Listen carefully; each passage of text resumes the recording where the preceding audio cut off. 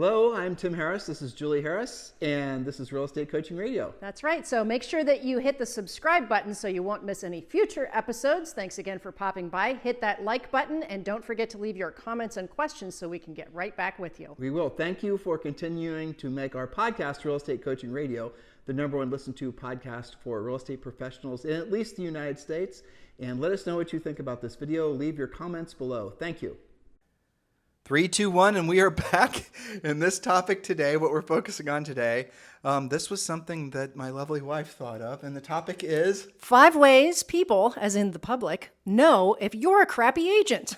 Now, how did I get that idea? I didn't just come up with that. There was actually a recently published article by Homelight where they listed 12 things the public, your prospects and maybe future clients, should watch out for when hiring a real estate agent. This is how people, non-realtors, talk about realtors, right? So take your realtor hat off for a moment and imagine if you're one of your own clients or prospects.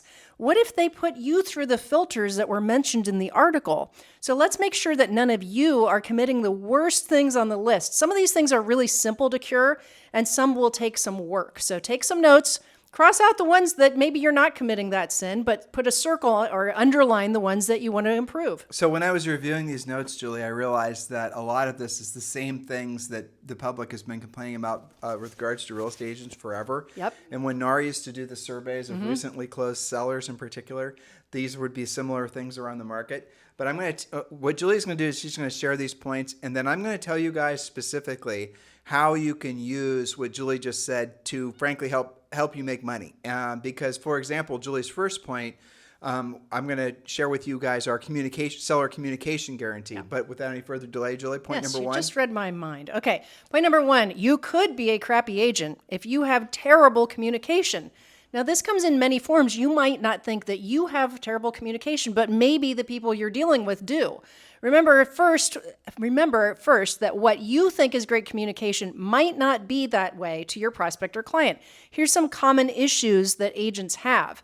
Here's the first one. No real communication plan. Now, do you use text, WhatsApp, Facebook Messenger, Instagram, voicemail, and email, or all of the above randomly? Most people do.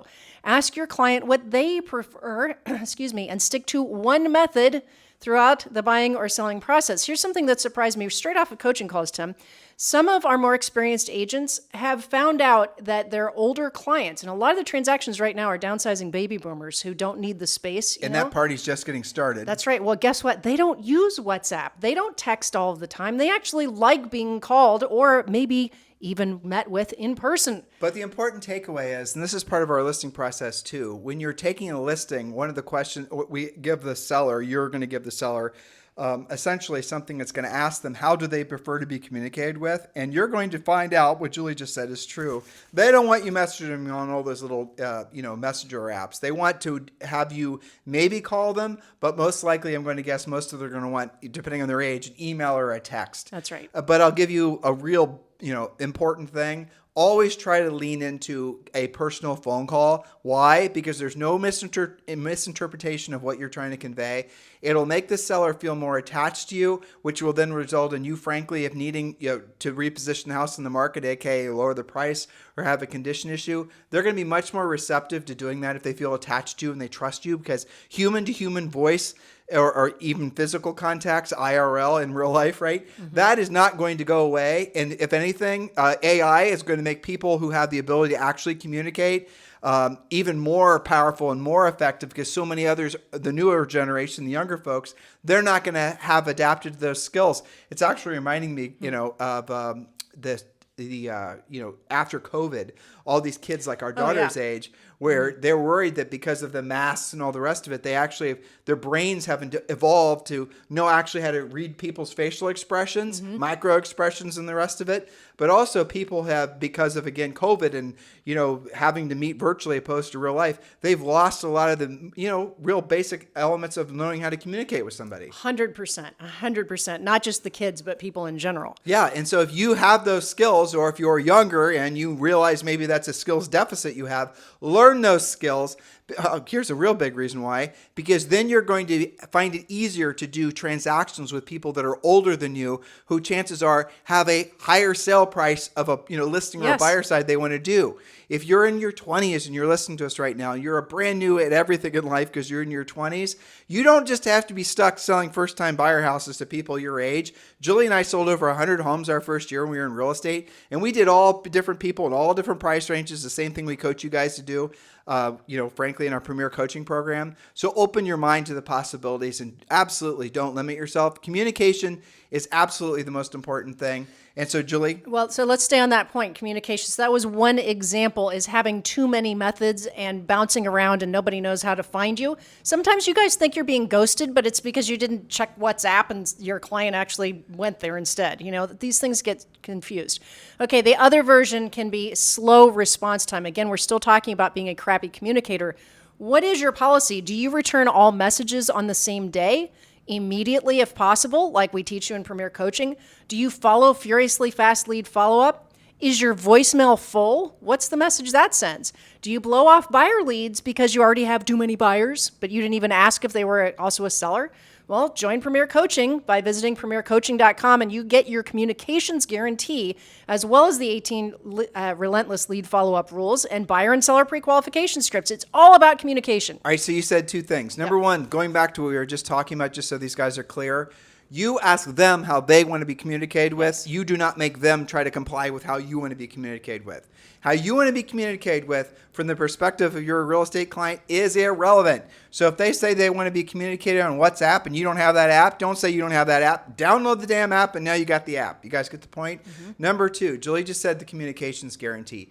In our pre-listing package, because we know that the number one thing that anyone's had that's done a real estate deal with or prior, the number one thing they complain about after closing is crappy communication from their previous agent, right? So one of the things that we have all of you guys use that are our Premier Coaching Program, and you get the pre-listing pack and you get the listing, obviously all of our listing system, is a communications guarantee. And without essentially, giving you the details of it, the essence of it is you're guaranteeing the seller how you're going to communicate with them. And I think it's 5 specific points. And how did Julie and I originally think about that? We read that NAR interview and we read the NAR survey results. And we figured, well, if we know everyone, who's done a deal before complains about crappy communication from their previous agent, why don't we put in writing a guarantee stating exactly how we're going to communicate with them?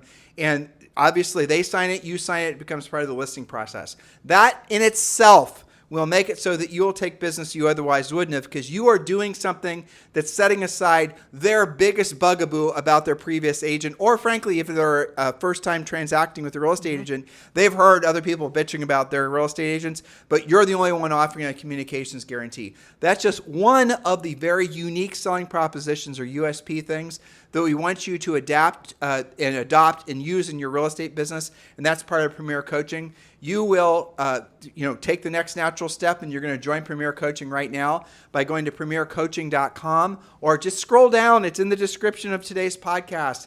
Just scroll down and click the link to join Premier Coaching. It costs you nothing. If you're on iTunes, if you're on YouTube, if you're anywhere else listening to us on all the billions of different podcast widgets, scroll down in the show description, show notes, click Premier Coaching, or you can just simply go to premiercoaching.com. All right, point number 2, and this is highly curable. Pay attention.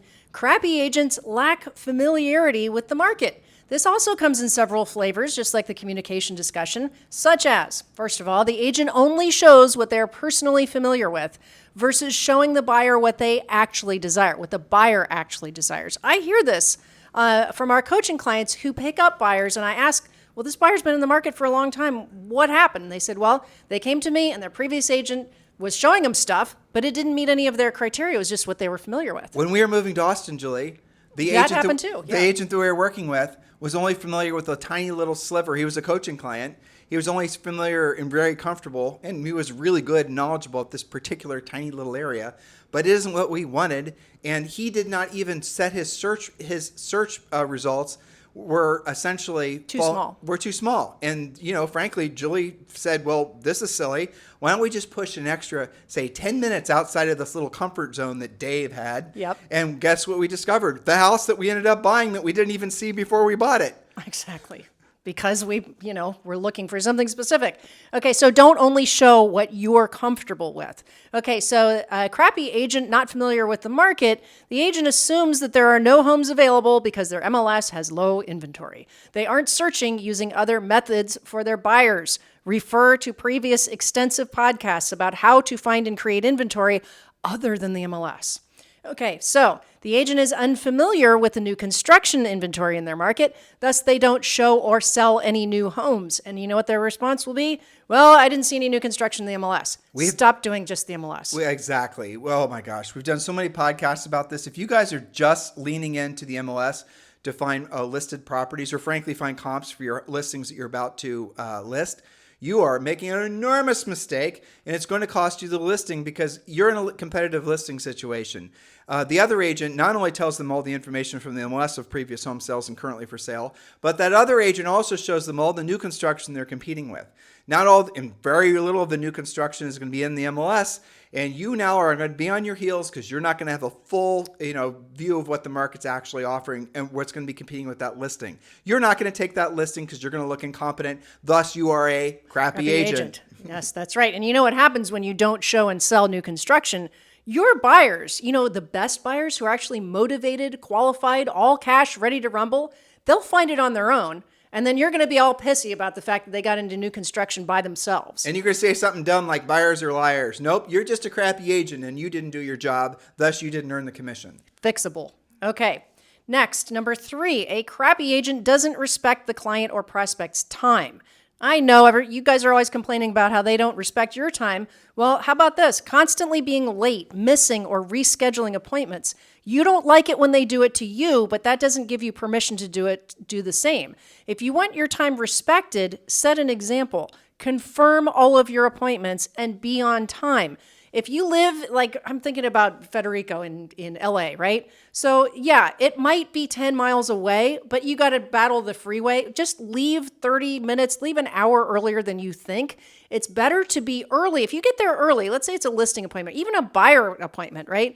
You get there half an hour early. What are you going to do with yourself? How about this? Drive around the neighborhood and become more familiar with what you're showing or about to list. Well, not only that, especially in the listing side of things, you might take the listing just because you were early and everybody else was late. Little known fact. There you go. Point number 4. Point number 4, a crappy agent speaks more than they listen and asks very few questions. Sometimes this is out of sheer nerves, and sometimes it's out of ego. Fire hosing the other person with information usually just confuses them. So ask more questions and actually listen to the answers, and you'll be far more efficient at actually delivering the results. If you're talking more about yourself than you're getting to know your client and their needs, you might be a crappy agent. That's all part of our listing process, by the way, where we teach you. We call it the Sharpie Close. Those of you in our Premier Coaching Program, make sure you're reading those notes and listening to the audios and the videos about how to do that. And I'll give you a little hint here. Your entire listing presentation, provided you pre-qualified, provided you sent the pre-listing pack, you followed our system, will take maybe 15 or 20 minutes. And you're going to talk virtually nothing about yourself or your dog or how all these normal Mickey Mouse, frankly, low business IQ things that real estate agents do. They think they have to, woo the seller, romance the seller, make the seller love them. No, the seller just wants you the hell out of their house so they can get back to their evening. They're tired. They're grumpy. They're grouchy. And they don't like being in situations like what you're putting them in as you're sitting in their house on a listing presentation. I know you don't think that, but that is how they actually think. How would you like it today if you had to have new windows installed in your house? And for the next 3 evenings in a row, your evenings are just basically set aside just to listen to window salespersons. The window guy shows up. You're just wanting to know about his damn windows and the price. But what he's going to do is he's going to show up. He's going to talk about his dog. He's going to talk about the t-ball teams that he plays on. He's going to try to ask you questions that would have nothing to do whatsoever about actually buying windows. That's what most agents do. It's very unprofessional. And by the way, it goes back to Julie's point number 2 or 3, which is being disrespectful to the seller's time. The way you will set yourself apart in the marketplace, not by all your Instagram posts or your TikToks. The way you're going to set yourself apart in the marketplace is when you are actually a professional, acting professionally, consistently. Just the very fact that you're acting that way will make them instantly want to list with you because, frankly, you're clearly not a crappy agent. Exactly. And remember, we're not calling you a potentially crappy agent. The people who you are trying to work with, who you'd like to work with, this is their perception. Remember, this was as reported to HomeLight. This is how people put you through the ringer, put you through the filter. We're trying to avoid having you guys be perceived as a crappy agent. That's right. So, for example, point number 5, a terrible agent, a crappy agent, has an inability to actually get the job done. If a listing is sitting with fewer or no showings, you have a strategy issue. Maybe it's the price, maybe it's your pictures and description, maybe it's something else, but you're not getting it sold. On the buyer's side, if you're working with buyers who are highly qualified and highly motivated, but they're not in contract yet, you are not doing your job. Refer to our many podcasts again about how to find off-market inventory. Or pre-qualifying. I mean, a lot of these problems you just rattled off are basically pre-qualifying. You didn't get to know your client. Yeah, it's hard to find a buyer, for example, exactly what they want for their dream home if you don't know what actually that is, right? I mean, for how many years they've assumed just because it's available, everybody wants to bid on it. Well, it's actually, when you and I moved to Puerto Rico almost 5 years ago, right? Pushing 5 years. We had not opened up a new bank account anywhere in forever. And the get to know your client rules. Know your client. Know your client. It was ridiculous. I don't know if any of you guys have tried to open up any bank accounts in the last 5 years, but the amount of documentation that you have to provide now is insane. It is so, I remember asking the bank, is this a Puerto Rico thing? And they sent me a bunch of links showing that they were just following the government's rules, FDIC in particular, how they have to actually spend all this extra time pre-qualifying somebody before they're allowed to take their money. And yet you guys don't pre-qualify your clients at all. And they take your time. And they take your time, which you will never get back. Isn't that interesting? And pre-qualifying is in the process of pre-qualifying, you actually, this might change your mindset about pre-qualifying, you're actually selling them on using you because you're helping them to self-discover not just their own motivation, but a lot of things about what they're wanting to do. A lot of people don't realize that they maybe have unrealistic expectations, or frankly, a seller might be more motivated than, Mr. Seller, how long, Mr. Seller, just so that I'm clear, once this property sells, where are you moving next? Well, I'm moving to Florida. Florida, wow, that's exciting. Ideally, how soon do you need to be there? I have to be there in the next 90 days, ideally the next 90 days. 90 days, wow. Okay, and then we go back to the pre-qualifying script. What am I doing? I'm determining, and they're hearing me, ask and understand that they don't have a lot of time to screw around. Versus all the other agents out there that probably have no clue what their actual time is, or just thrilled at the shot of taking a listing, and then they're thinking, well, I'll just find out about all the seller's motivations after I take the listing. And I'll just shoot a really high price across the bow so that I take the listing and maybe deal with the rest later. Well, you're just going to have an expired with no sale. Just by asking more intelligent professional questions, you're going to take the listing because you're following a scripted, again, professional approach to your real estate practice. That's how you know if you're not a crappy agent. That's right. So to cap off our point number 5, not getting the job done, whether it's on the buyer side or the seller side, in both cases, the client can simply perceive that you're incompetent. This is how you get ghosted, or worse, find out they're in contract or listed with somebody else. Or, to Tim's point, maybe they're never going to buy or sell because they don't actually have the right motivation or qualifying. You keep on trying to get them to do something, but they're really not that motivated in the first place. So all of this really gets down to skill, business maturity, willingness to use the scripts, to ask great questions, and to drill down and actually know your client and then deliver on what they want, not just what you think they want. So these have been the top 5 common things that are easy to fix, but you might still need a little bit of help. So join Premier Coaching by visiting premiercoaching.com and sign up for free so that we can save you from some of these things. And guys, it's, losing a listing, or frankly, losing a buyer that actually bought something, those are expensive lessons, right? Especially now. Yeah, right, exactly. Many of you take a listing in your marketplaces, you're going to earn over $10,000. If you lose a few times because you figured I'd figure it out on my own, I don't need to join Premier Coaching, I'm going to figure it out on my own, I am, whatever. Blame right? the client, it's their fault. Exact. Buyers are liars, all these other types of things. Well, those types of thoughts are not just, frankly, flawed, but they're also really, really expensive. Those are luxury thoughts, right? They are. Because you lose one opportunity. You're working with chasing some seller, and they end up listing with somebody else, and the house sells right away, and then they buy something else. How much money have you lost just because you weren't professional? How many times are you going to lose before you realize that you need to actually meet the market where it's at, which is demanding that agents nowadays, it's not just a function of being social, whether they know you from church or know you from tennis. You actually have to earn the business by being professional. A script in particular is nothing other than a conversation outline that's designed to essentially result in the seller and you deciding to, have a common shared goal. That's all a script is. Some of you have this mental ego approach to scripts. They're not my words. They're not saying it the way I want to say it. All the rest of it, I'll think of my own, or I'll figure it out along the way.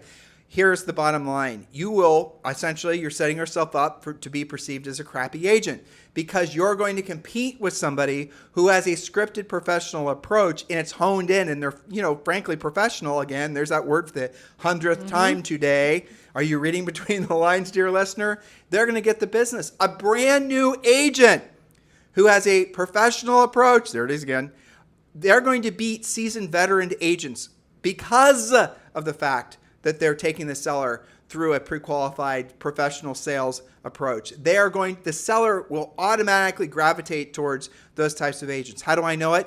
Because Julie and I did just that our first year in the business when we sold over 100 homes, breaking all records. And since then, I don't know how many clients we've had do similar things, but it's probably hundreds because they'll go up against these seasoned veteran agents who frankly have been getting away with winging it for the last 15 years because it's been a hot seller's market and the house was going to sell with or without them, right? And so the seller wasn't that particular who they were going to list with. Now what's happening is sellers are becoming more professional. Now what's happening in a lot of markets, those sellers are now frankly learning to be very particular who they're going to be listing with.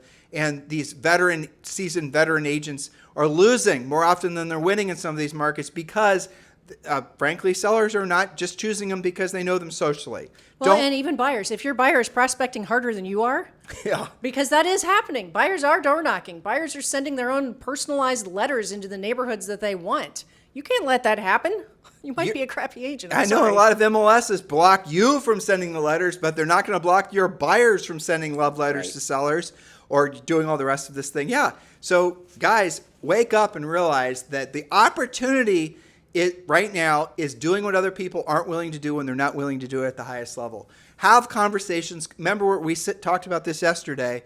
Put yourself in a position to hear the word no at least 5 times a day. Not to the point where it's just, so unnerving that you can't even think straight, but simple conversations. Hey, by the way, Julie, who do you know who's thinking about, ideally listing a home in this market that I should be helping? Or, hey, Julie, who are the 2 or 3 people you know that are thinking about selling their homes that I should be talking to? Or if you even want to take it to the next level, hey, Julie, I've set a goal for myself in the next 90 days to help 5 sellers sell their homes. Who are the 5 people that you can think of right now that I should be helping sell a home in this market? You might get no leads, you might get 1 lead, or you might get 5.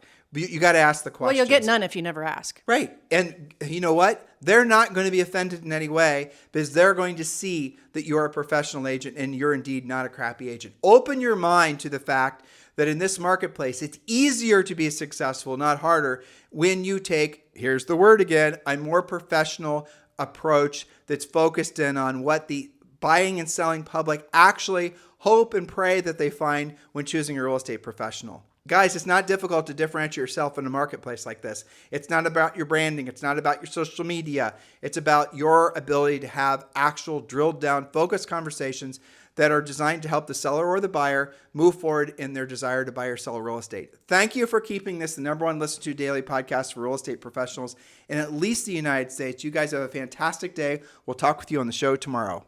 Hello, thank you for having watched this video. Please remember to subscribe to our YouTube channel. That's right, and don't forget to hit that like button, leave your comments and questions below, and we will get right back with you. Thank you for watching this video, and remember to watch the next one. You're going to love that one.